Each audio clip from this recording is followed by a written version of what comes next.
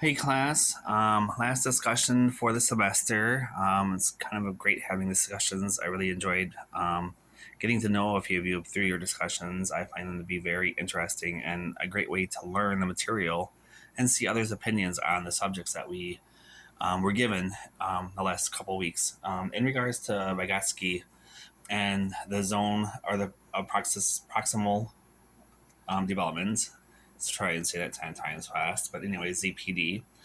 Very smart guy, and the one thing I really liked about his theory is that it's not just in children who continue to use um, ZPT to understand and learn, because adults, even as adults, we still have to use ZPT to gain our learning experience because we learn things every day. But if I was, for instance, as an adult, you may learn how to read a research article, which I still kind of need some practice on. Or maybe you need to learn how to do a new job or a new skill at work. Again, someone's teaching you, you pick up the skill, you learn new skills, and it helps you become more independent. Same thing in regards to children between the ages of 3 and 6. There's some things that they're going to learn how to do on their own, such as walking, talking. However, putting sentences together or walking, yeah, they can walk, but maybe there's certain things that they're taught to do, such as learning how to dance or jiggle or skip or hop. Those are things that are learned through watching other people. But the one thing I want to experiment with, or think that I think a kid would that I would put a group together in regards to kids and how I would teach them a skill, is I would get a couple people who will teach kids how to tie shoes. And I want two groups. One group, I want them to do the two bunny ears, loop them around and pull through. Or I want the other group to do, where it's just one loop and pull the string around and then pull through.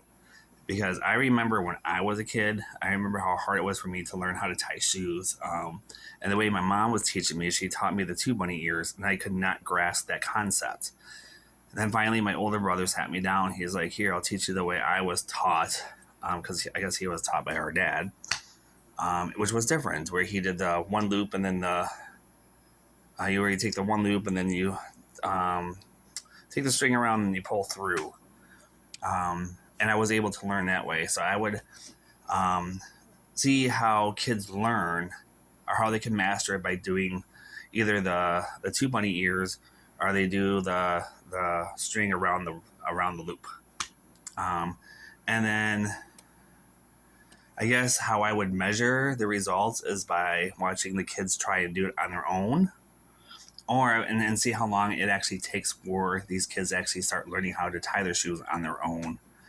I think that's one, if I remember correctly, I think that was probably the biggest issue I had, or one of the biggest things that was stressful for me to learn, just because of the fact that I saw other kids my age learning how to tie their shoes, and they were always every kid was doing it differently, and it was frustrating.